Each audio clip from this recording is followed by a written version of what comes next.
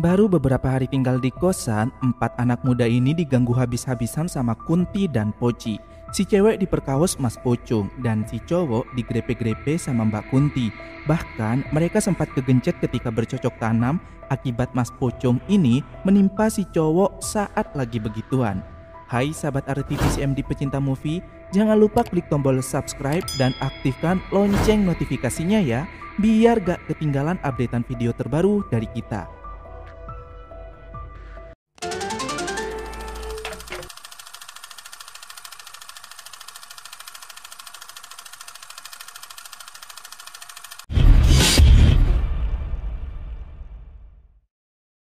Adegan dimulai dari pasangan muda, Andi dan Rini, yang sedang di mabuk asmara hendak melakukan mantap-mantap di pinggir kolam renang.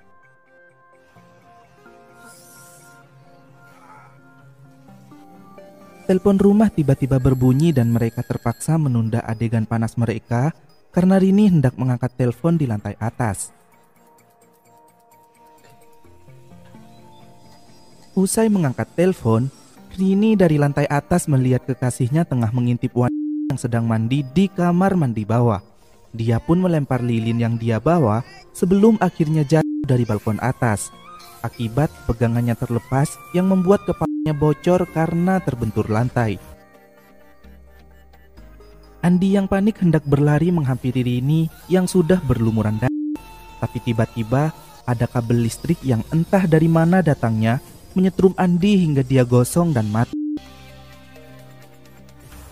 Sosok wanita Andi yang diintip Andi juga belum diketahui sampai saat ini. Kalian yang tahu siapa wanita itu silahkan tinggalkan komentar di bawah ya, karena aku juga penasaran.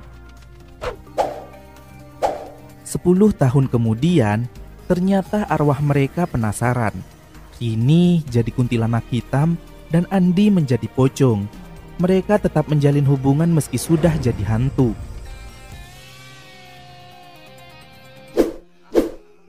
Seorang pria botak bernama Hamid menjual rumah yang terletak di puncak itu kepada seorang blasteran Arab bernama Wan Harun. Wan Harun berniat menjadikan rumah itu sebagai villa kos-kosan. Dengan bantuan waris bencong setengah pria bernama Somad, kos-kosan itu disulap menjadi menjadi kos-kosan lah. Masa kuburan? Seorang penghuni kosan pertama, si berondong manis bernama Rujak, tiba dengan ojek motornya. Somad menyambutnya dan dia melempar tas ke kaki Rojak saat melihat penghuni kosan lain datang menggunakan mobil karena pasti bayaran tipnya lebih mahal. Rojak pun kesal pada Somad dan seketika terpana saat melihat kecantikan Shirley. Rojak segera menjulurkan tangan saat Shirley menoleh ke belakang. Padahal Shirley mau menghampiri Tommy, si berondong manis, penghuni baru juga, yang berdiri tepat di belakang Rojak. Rojak pun merasa kesal dan kekesalannya hilang ketika Kang Ojek tadi datang lagi membawa wanita seksi bernama Mira, penghuni baru juga. Belum juga 24 jam tinggal di kosannya, Mira sudah dihantui oleh setan pocong yang suka mengintip di kamar mandi.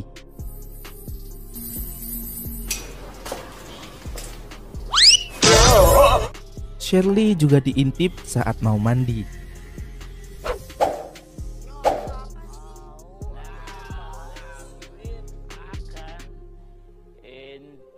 Wan Harun memanggil mereka semua dan mengumumkan peraturan jika mereka gak boleh telat bayar uang sewanya. Dan dari sini bisa kita lihat jika Wan Harun ini sangat pelit.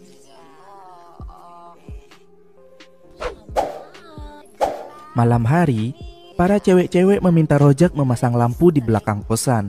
Meski Wan Harun melarang karena itu permintaan dari pemilik sebelumnya, namun mereka memaksa. Karena di belakang sangat gelap dan menakutkan jika gak dipasang lampu. Di sana, Tommy belagak hebat.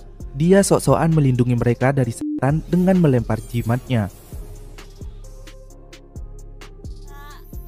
Saat mereka selesai memasang lampu, Tommy kembali lagi ke belakang untuk mencari jimatnya, namun gak ketemu. Dan di sana ada hantu, namun Tommy gak menyadarinya.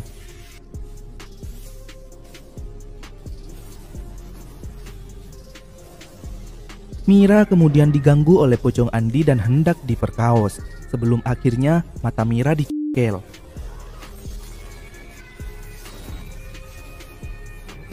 Dan Mira tersadar jika dirinya baru saja mimpi buruk. Sementara Shirley yang akan mandi lagi-lagi diintip oleh pocong Andi. Ini pocong benar-benar muka pengen ya. Tommy sendiri yang merasa bersalah pada gurunya karena sudah menghilangkan jimatnya, mulai bersemedi di kamarnya. Dan tiba-tiba jimat itu ada di kasurnya. Pasti para kru film deh yang ngeletakin di situ. Karena merasa jimatnya itu benar-benar sakti, Tommy hendak memamerkannya pada Mira. Tapi saat tiba di kamar Mira, obrolan mereka justru menjerumus ke obrolan yang bikin lalu beralih ke pijit-pijitan. Dan sebelum lanjut ke adegan berikutnya, Mira menawarkan mie pada Tommy yang ternyata adalah rambut yang bercampur darah hitam kental. Karena ternyata Mira yang Tommy temui itu adalah hantunya Rini. Dan pocong Andi menampakkan wujudnya pada Tommy karena cemburu melihat kuntilanak Rini menyuapinya. Tommy pun berteriak dan langsung lari keluar dari kamar Mira saat melihat hantu Andi dan Rini. Kemudian bertabrakan dengan Shirley yang langsung memukul Tommy karena mengira Tommy yang sudah mengintip dan menakutinya saat mandi.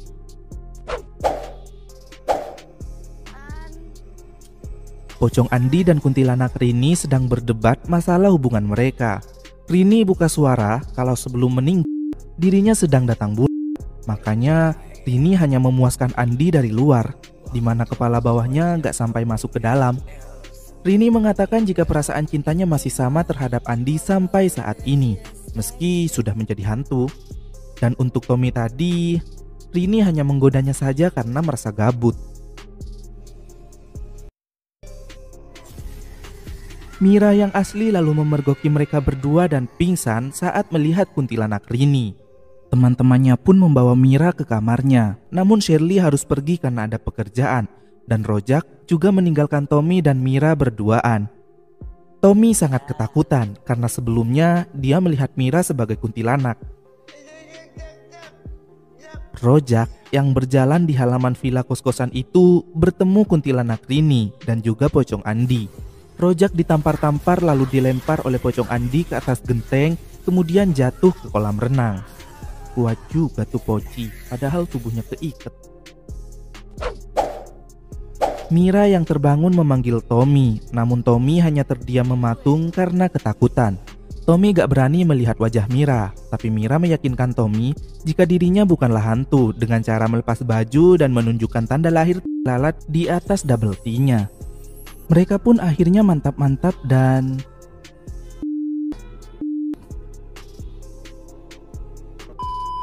malam berikutnya, Shirley yang sedang mandi dan bernyanyi di bathtub diintip oleh Somat. Pocong Andi tiba-tiba muncul di samping Somat dan geleng-geleng melihat tingkah itu. Karena yang Somat intip sebenarnya adalah kuntilanak Rini. Somat pun teriak ketakutan saat kedua hantu usil itu menampakkan wujud aslinya. Kemudian Shirley yang asli diganggu oleh pocong Andi. Shirley hendak diperkaos dan dipenggal. Dan seperti Mira sebelumnya, itu hanyalah mimpi buruk Shirley. Keesokan harinya, para anak kos itu protes pada Wan Harun atas teror hantu yang mereka alami. Namun Wan Harun seakan gak peduli sebelum mereka mengancam akan pindah kos-kosan. Wan Harun berjanji akan mencari orang pintar untuk mengusir setan itu dan meminta mereka untuk tetap tinggal. Malam harinya, Somat membawakan dukun yang ternyata dukun abal-abal karena Wan Harun yang pelit hanya memberikan sedikit uang. Hantu Andi dan Rini pun mengerjai dukun penipu itu dengan sangat kocak, sementara Somat dan Wan Harun lari ketakutan. Keesokan sore harinya, Somat kembali membawa dukun yang katanya elit. Dukun yang biasa dipakai pejabat untuk naik pangkat dan artis yang ingin terkenal. Emang kelihatan sih dari penampilannya suka dipakai sama pejabat-pejabat. Ini dukun apa lontong sih? Pakaiannya buset dah. Dan ketat amat tuh baju. mana kekurangan bahan lagi. Tingkah dukun yang tidak meyakinkan itu diejek oleh Mira dengan mengolok-olok meniru gayanya. Dan benar saja, saat malam hari, si dukun itu malah diperkosa sama hantu pocong Andi. Namun, Andi merasa kelelahan karena dukun si itu ternyata hyper. Sementara Wan Harun dan si asisten dukun yang menunggu di luar terkejut saat mengetahui dukun itu diperkaos.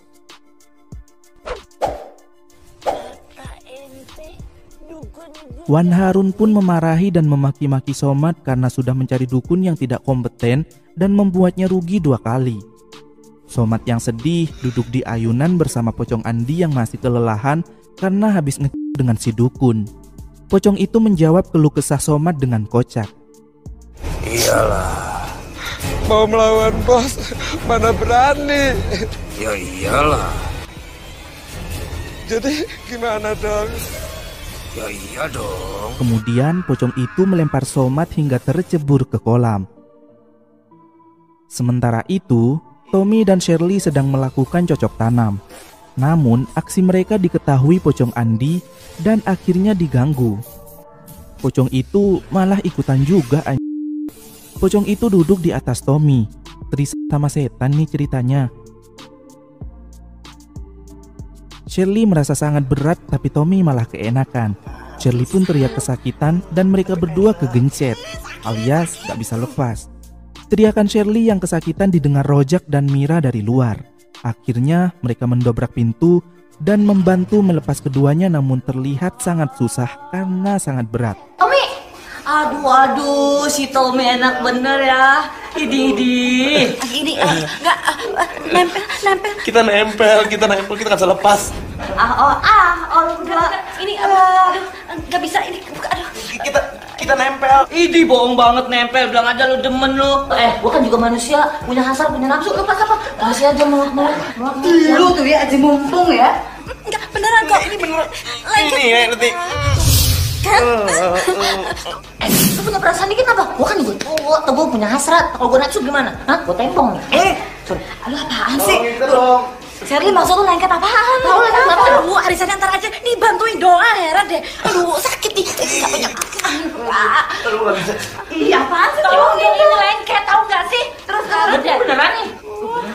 Yuk, tarik. Tarik. Gua tarik.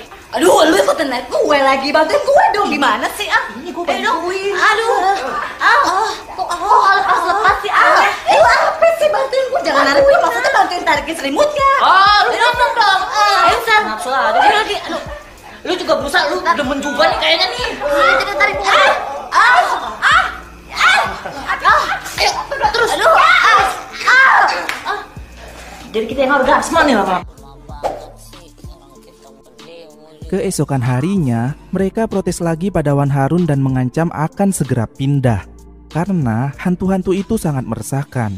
Wan Harun pun merasa kebingungan apa yang harus dilakukan. Malam harinya, Wan Harun dan Somad membawa Ustadz dan diketahuilah jika yang menunggu rumah itu selama ini adalah Andi dan Rini, putrinya sendiri yang selama ini hilang tanpa kabar. Andi dan Rini mungkin menginap di tempat itu diam-diam sehingga saat mereka berdua mengenang di tempat itu, si pemilik villa sebelumnya alias Hamid menguburkannya diam-diam di belakang villa agar tidak menjadi berita yang akan membuat citra villa itu buruk nantinya jika ke-explore. Kuburan itu digali kembali dan Pak Ustadz menguburkannya di tempat yang layak. Wan Harun sangat senang karena penyebab teror hantu itu sudah gak ada lagi karena kuburannya sudah dipindah. Namun Rojak, Tommy, Shirley, dan Mira memutuskan untuk pindah ke kosan di belakang villa itu sebab mereka sudah gak percaya lagi pada Wan Harun karena selalu membohonginya. Wan Harun yang merasa gak sanggup menjalankan bisnis kosannya lagi akhirnya menjual kembali villa itu pada Hamid. Meski rugi 100 juta namun gak ada pilihan lagi karena jika tetap mempertahankannya juga gak akan berhasil. Seorang pemabuk memarkir mobilnya di tanjakan dan dia pergi kencing. Mobil itu berjalan mundur menuju villa dan Wan Harun yang ada di belakangnya tiba-tiba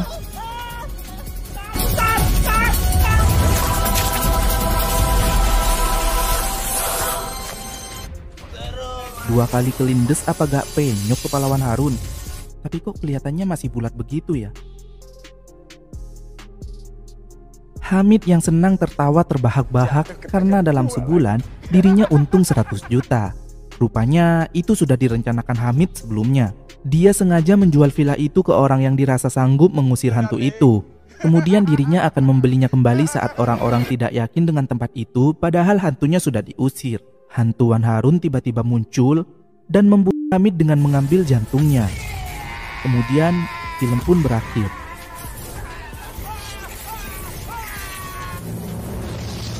Jangan-jangan yang diintip Andi adalah Hamid.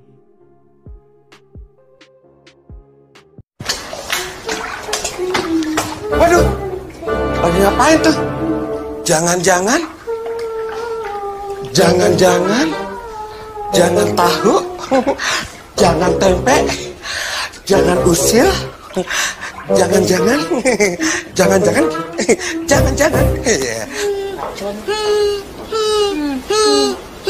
Apaan tuh? Kayak mau ke toilet aja. Bener. Jangan gagal bener. Berhubungan. Mana ada yang namanya berhubungan kayak gitu? Iya bener. Kagak ada tuh berhubungan kayak gitu. Ya Mir ya. Saik emang.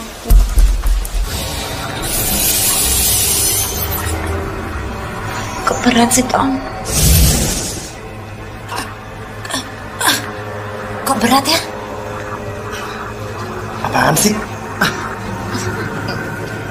Beneran ini? Kenapa sih? Kok berat banget sih? Berat banget Tom. Aduh, gak bisa. Tapi enak. Sakit. Aduh. Kita kenapa ya? Sakit. Kok bisa sakit